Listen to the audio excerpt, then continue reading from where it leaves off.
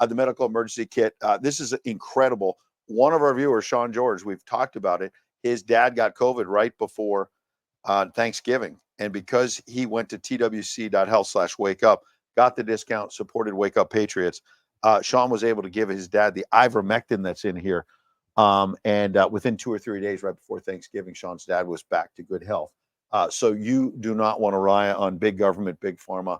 It's time to reclaim your medical freedom. Go to twc.health/wake up. We got Ralph and Chuck coming up in a few minutes, but right now it is my honor and privilege to welcome in again and welcome back to Wake Up Patriots, the great Dr. Peter McCullough. Happy New Year almost, my friend. How are you? Happy New Year to you. Great.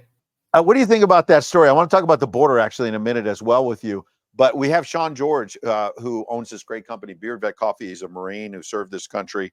And he got the wellness company medical emergency kit. And his dad got COVID right before Thanksgiving. He was very concerned. And he took this out and gave him the ivermectin. And it's obviously a wonderful success story. But what's it like for you to hear that, being on the board and being a leader at the wellness company and trying to help people? I'm in practice as an internist and cardiologist, and I think this is really revolutionary for people to have their own formulary at home of the necessary antimicrobials and other drugs to manage common problems. So COVID's obviously been a common problem. People get it over and over. Fortunately, we're in a mild phase of this now.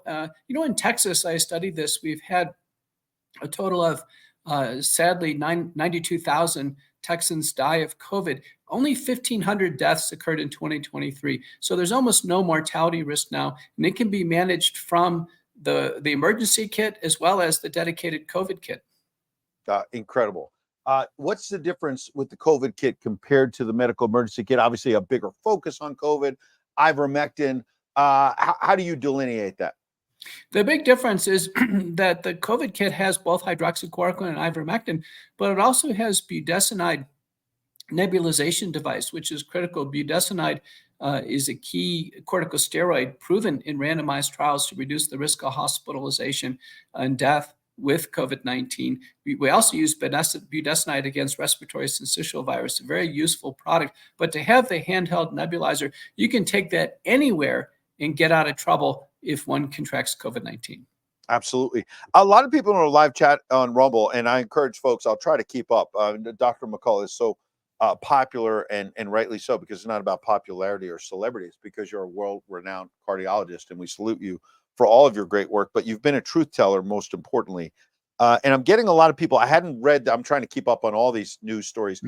But there apparently was something the last day or so about Facebook in particular, Meta, trying to scrub their site and pages and whatnot with information about the vaccines. I mean, again, I don't know, you're trying to keep up with it as well. And they've been blocking the truth for a long time. And anybody who posts about the vaccine, posts about you, can get blocked. But what is your ongoing thoughts about the ongoing cover-up, I guess, from big tech like Facebook and Meta? In our book, Courage to Face COVID-19, we outline what's called a biopharmaceutical complex, and that there's a working syndicate, largely a vaccine syndicate at the top: the World Economic Forum, the WHO, Gates Foundation, Rockefeller Foundation, Wellcome Trust, CEPI. All these organizations are working together. Gates works through the Annenberg Foundation. The Annenberg Foundation, University of Pennsylvania, they operate factcheck.org. So this is largely the hand of Bill Gates now, scrubbing social media through these fact checkers. The fact checkers, by the way, are getting more and more bold in making false claims. So recently, factcheck.org said that a COVID-19 vaccine reduces the rates of stillbirth, for instance. They're just making false, unsupported claims out there and then scrubbing valid scientific publications and observations. So there's a wealth of information regarding the concern of vaccination during pregnancy. You can see Gates trying to scrub it. We have a friend in the audience, George Colella, and his son, unfortunately, had a vaccine mandate that he had to deal with in New York. And he's a young man, he's developed myocarditis. And you know this better than anyone, and you've been battling and pushing back. And we told a story, I think last week, and I wanted to run it past you. So he brought some spike support to deal with the spike proteins from the wellness company, George, to the doctor. And this doctor in New York, George, basically said, look, I've been taking this spike support. And the doctor's reaction was, oh, you know what those guys are doing? They're trying to make money. I'm not talking about this. And the doctor, female doctor, left the room. I had multiple reactions, which is that these doctors don't want to follow the scientists, which is what angers me most as a civilian, which is like, I have always respected you and the medical community writ large as I was growing up, that you're scientists who follow the science as we were told to do. And George was trying to present facts and science, and this doctor wouldn't listen, number one. And number two, the idea of, well, the wellness company wants to make money. Doesn't Pfizer and the others make a whole lot of money lying to people? I'd rather make money telling the truth, sir. What are your thoughts? True. Pfizer, Moderna, over $100 billion. And people aligned with them are challenging efforts to try to help people. So the wellness company, we're trying to help people based on two pivotal scientific publications, one in the Journal of the American Physician and Surgeon, the other one in the PubMed listed journal Curious. We outline what's called McCullough protocol based spike protein detoxification. This is the scientific rationale to do this, to use spike support. Now, I'm a cardiologist. I've seen and examined probably more myocarditis patients than any physician in the United States. And I believe this is a fundamental tenet to helping people get out of the problem of accumulating spike protein in the body. We are greatly worried this myocarditis can cause long-term risk. We've seen cardiac arrest 2 years now after taking these shots. So myocarditis is fatal. Hulsher and colleagues now has that in a preprint. I'm the senior author on this. We should take this very seriously. Cardiologists should not be blowing off patients. Absolutely. I have a woman in the chat, Dana.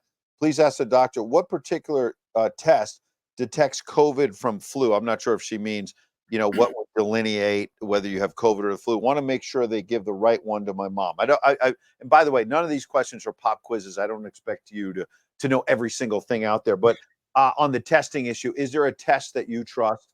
Is there a recommendation that you have in your experience? Well, we're in flu season. This is an important question. That someone who comes in, let's say a senior citizen with a fever and upper respiratory conditions, they should be tested both separately for flu, influenza A and B, and they should be tested for COVID. So they're separate tests, but they both need to be done. You know what we found out early in the pandemic? The doctors were thinking COVID, and they weren't doing flu tests. And so inadvertently, patients who actually had influenza were misdiagnosed as having COVID because of the false positivity rate of the test. Incredible. I want to ask you about the flu shot because Steve Kirsch, if we could put this up, Austin, this is on X. He's St. Kirsch, Kirsch. And he's listing Medicare data over the last 24 hours for the flu shot in 2021. And he's claiming that there are deaths from the flu shot. And people can read it for themselves. And his bottom line is the flu shots are far more deadly than the CDC will ever admit. This is why they never show the Medicare data post-shot. Never. If they did, it would be game over for the flu vax and their credibility. Do you agree with Steve? Yeah, I have patients in my practice routinely take the influenza shot. As a doctor on medical staff, I've had to take it, I guess for 40 years. My understanding of the flu shot is that it doesn't certainly have the risks of the COVID-19 vaccine, but the problem with the flu shot is it doesn't work. In most years, the protection against influenza-related hospitalization is no different than zero statistically. So the influenza shot doesn't offer a very good proposition to patients. And so I've stopped recommending it in my practice. If there's emerging safety concerns, I agree with Kirsch, they should be carefully examined. Absolutely. I don't know if you got a chance to see this clip from Dr. Fauci. I'm going to make sure sometimes the Instagram clips don't work as well. He did an interview, I think, with Katty Kay at the BBC. Oh, you laugh about it. It's the Aldrin Chapel where Chris and I were. That's where you were married, right? Yeah. He's talking about a chapel. It's beautiful. Yeah, it's really nice. Do you still go there? No. You don't practice anymore, do you? I don't. No. Why? A number of complicated reasons. Go on. We have a whole corridor. First of all, I think my own personal ethics on life are, I think, enough to keep me going on the right path. And I think that there are enough negative aspects about the organizational church that you're very well aware of. I'm not against it. I identify myself as a Catholic. I was raised, I was baptized, I was confirmed, I was married in the church. My children were baptized in the church. But as far as practicing it, it seems almost like a pro forma thing that I don't really need to do. Well, we already thought that Dr. Fauci thought he was the science. Now we see that Dr. Fauci actually thinks he's above the science. He thinks that he has got his own personal ethics are enough. Isn't that incredible? That he's walking past a chapel and says, "Well, I don't really practice with faith anymore because I just think my personal ethics is above that. I don't really need organized religion." It sort of took my breath away, Doctor.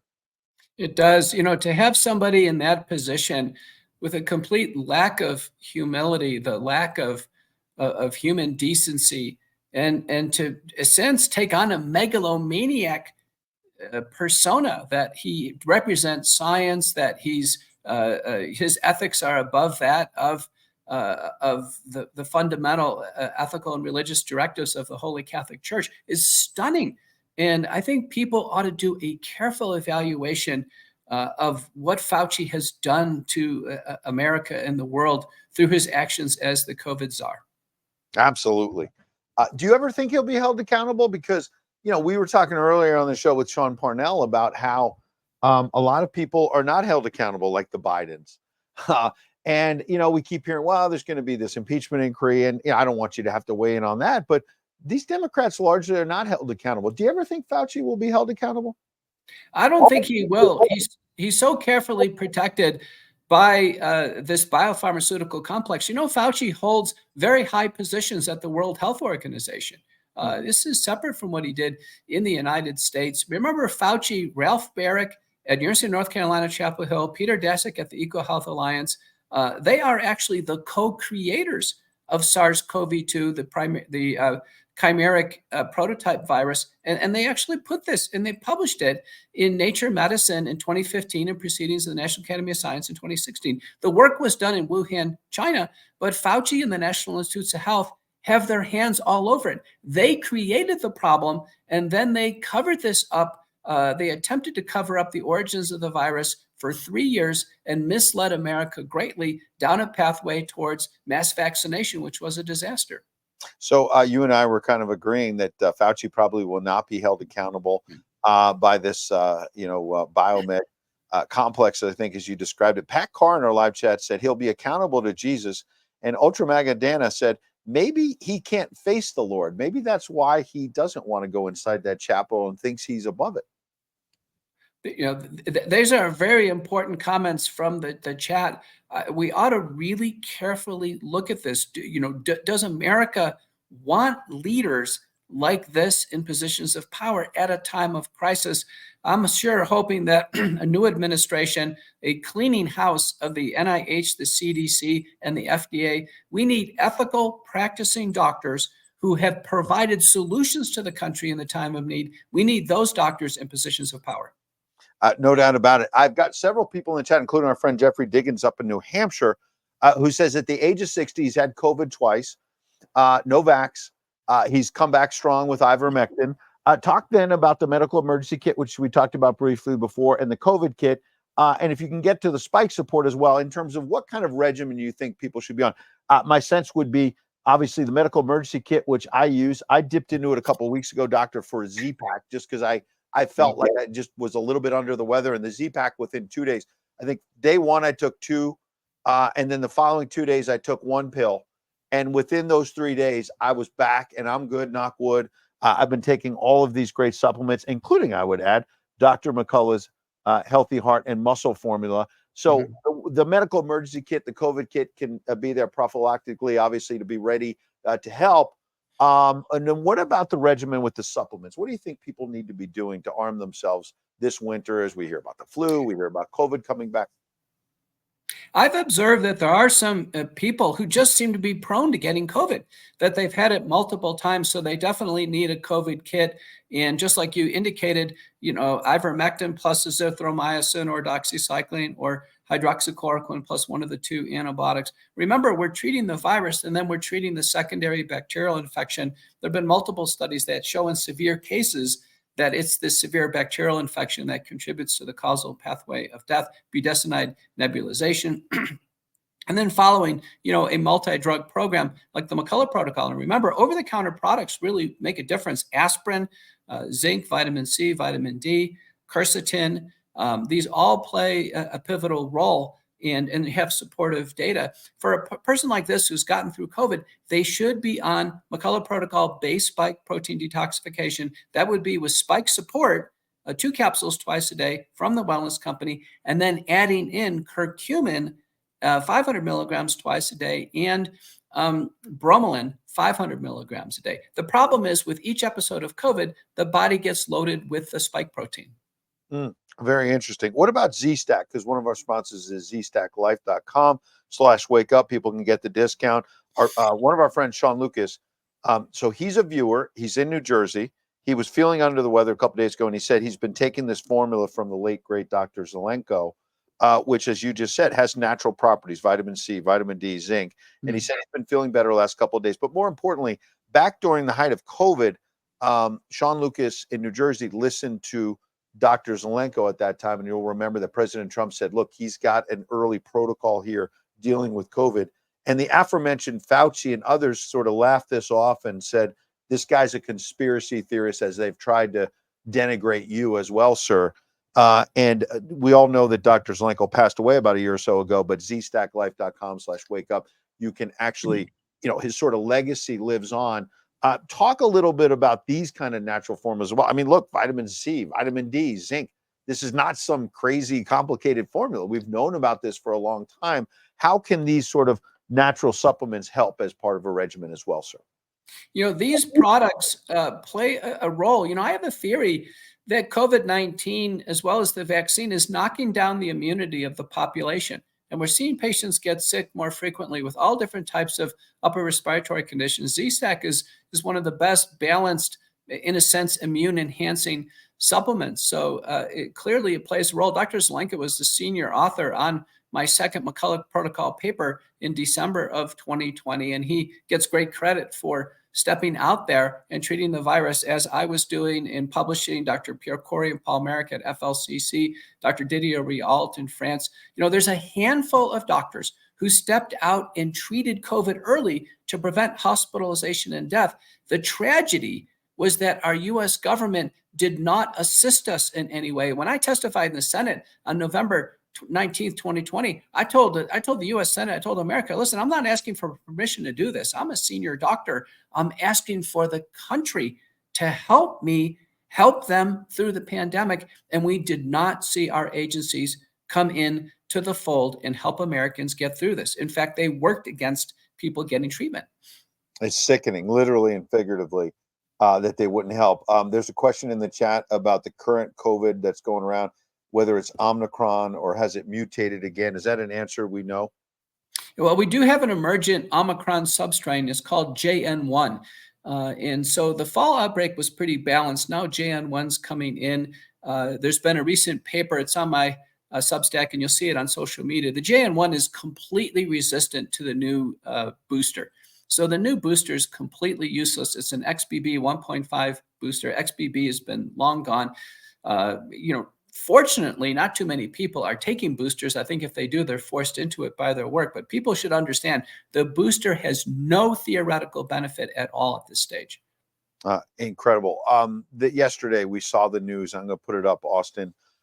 Fox News was one of the media companies that was pushing the vax. And this might take a second to load. But there was this Fox News radio reporter. And I always say I'm not a doctor, and so I can't play one on TV.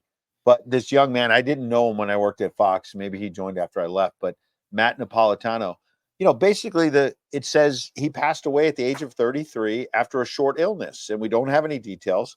And again, I'm not a doctor. I'm not going to jump to conclusions. I know you never do, sir. But we see this with athletes. We see it in the media. And it just won't go away. 33 years old. You see a picture of him. Looks like he's in good health. Again, I'm not a doctor. Not going to play one on TV. But what's going on in this country? What's happening around the world right now, sir? Let me tell you, before the pandemic, death was very well understood. It was 40% known heart disease in older people, 40% terminal cancer, and 20% obvious other causes like suicide, motor vehicle accident, drug overdose. Cause of death is not a mystery in clinical medicine. And what we've seen since 2021 with the rollout of the vaccines is unprecedented deaths in young people after the mass vaccination program. Dr. Pierre Corey was just on Fox News' Laura Ingraham in the last 2 weeks or so. He had an op-ed in The Hill with Mary Beth Pfeiffer pointing out that life insurance companies are reporting record claims for employed people dying, young, healthy people dying of unexpected causes. Now, I've published in the European Commission preprint server system an analysis of all the autopsies of people who die after taking the vaccine. And the answer was 73.9% of cases are directly due or contributed to by COVID-19 vaccination. So if that young man you just showed took a COVID-19 vaccine and died, in a sense of a mystery illness or died unexpectedly, it is the vaccine until proven otherwise that's contributed to the death. Incredible. My son is 22. He was at the University of Miami. He's graduated now, but basically had a mandate. Otherwise, he was going to have to test every single morning before class. And 21-year-olds don't get up at 6 in the morning to do COVID tests. They were out late the night before and all the rest of it. And I worry about myocarditis. I worry about what I read that you and others post about reproduction for women and men, young women and men. Talk a little bit about what you would suggest to someone who's got a child or a grandchild that they're concerned about in terms of, I see your Healthy Heart and Muscle formula as well, which I want to mention that I mentioned before. But you have spike support for kids. What's the cutoff on that? Is spike support for kids 18 and under, or is someone like my son at 22, should he be taking the adult version? Yeah, age 22, you should take the adult version. And people have said, listen, they want some peace of mind. They took the shots. They're fine. The first thing I asked them, Ed, did they have a sore arm or any symptoms? If they had a sore arm, felt sick, that means they got enough of the messenger RNA to get installed the spike protein in the body. They should undergo McCullough protocol-based spike protein detoxification for at least 3 months with spike support plus bromelain and curcumin. I can't make any therapeutic claims because no large randomized trials have been performed. They're not even planned at this stage. So this is a proposal until we have better protocols from the societies, agencies, and government agencies. But the bottom line is this is now emerging as a standard of care, probably at least 3 months. If there's been significant symptoms or he's also had COVID a few times, many times we'll extend it for a year. The heart support's important because he's at the age where myocarditis is a significant risk. Now, heart support provides all the essential micronutrients that the human heart requires, particularly under strain. And so there was a paper by Nakahara and colleagues demonstrating that virtually all the cardiac PET scans and people who took the vaccine turn abnormal, implying the heart's under metabolic strain. So I think heart support plays a critical role for people who have taken the vaccine. And certainly I recommend it in people with myocarditis. And real quick on that point, we had someone ask a question in our chat a couple of weeks ago about having congestive heart failure and can Dr. McCullough's formula help me? Again, not a doctor, but my answer was, I would assume if you're in congestive heart failure, you need more than supplements. But what's your answer to that in terms of if someone does have existing heart problems? At 52, I take this and appreciate it. But if someone has a serious heart condition, what would you suggest, sir? Well, heart failure has a multi-drug medical treatment approach that's very successful. I manage heart failure in my practice every day, but I do recommend the wellness company Heart Support twice a day in patients with heart failure because it provides the essential micronutrients. Remember, for instance, if there's selenium deficiency, it actually causes heart failure. If there are B vitamin deficiencies, it causes heart failure. So one wants to actually supplement the heart to make sure we give every chance for the recovery of the heart. Heart failure is a treatable condition and the heart can recover. Incredible. Okay, so, but obviously in congestive heart failure, you want to be taking your formula twice a day in addition to consulting with a doctor about other medicine is my point, right? So for sure. We're on the same page. Okay, good. I know you're a busy man and we've got others waiting on deck. Real quick, you were kind enough to come on a couple of weeks back and there was a lot of, I don't want to say panic, but there was concern in the media that was being stoked. Maybe it was panic about what was going on with China and headlines about white lung. And you were very calm, cool, and collected, as you always are, and said, I'm not too worried. I'm watching it. I just wanted to kind of get an update on what you think of what we're seeing out of China, sir. It turns out the analysis was right. It appears to be a macrolide-resistant mycoplasma pneumonia, easily treated with fluoroquinolones in children, with tetracyclines in adults. We can handle it through the wellness company emergency and COVID kits.